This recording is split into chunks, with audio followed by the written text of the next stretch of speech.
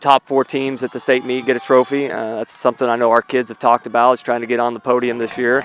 That's a possibility.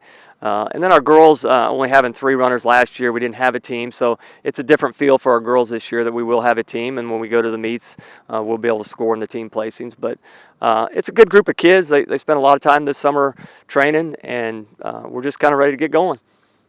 He is an already 3-time Missouri Class II cross-country Coach of the Year.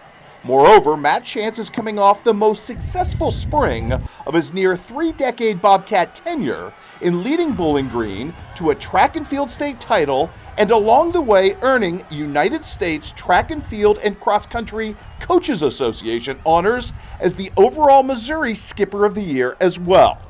It means that we have some really good athletes. You don't win awards like that if you don't have really good athletes, and this past track season was one of the most amazing experiences I've had as a coach, and just how everything came together at the end of the year. The last 3 weeks of the season, we just had everybody clicking, and that's what you want to do at the end of the year, is have everybody peaking at the right time. And that track season was a lot of fun, and hopefully some of these guys that were on the track team last year got to experience that, can carry that over to our cross-country season.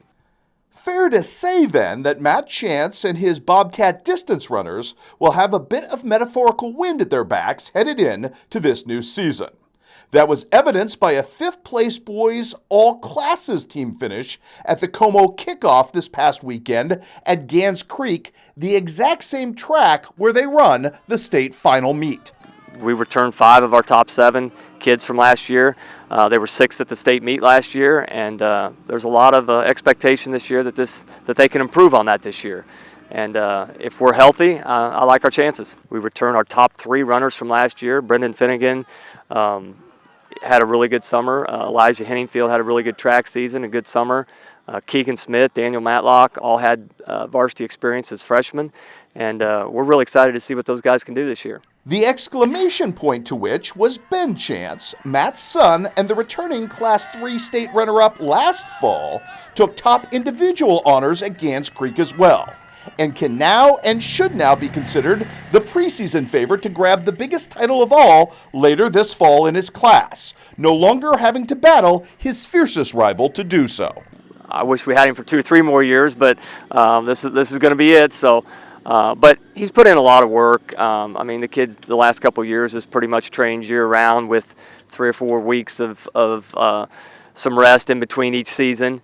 But he's had a good summer. He's dealing with a little bit of a knee injury right now, but he's been able to get through it. And if he's healthy, I like his chances to run with anybody in the state. There's a lot of pressure when you're the one that everybody's kind of chasing, and you're the one that everybody's kind of expecting to go out there at the start of the races and kind of take the lead. We for 3 years we were behind one of the top runners in the country, and one of the best runners I've ever seen, in Connor Burns.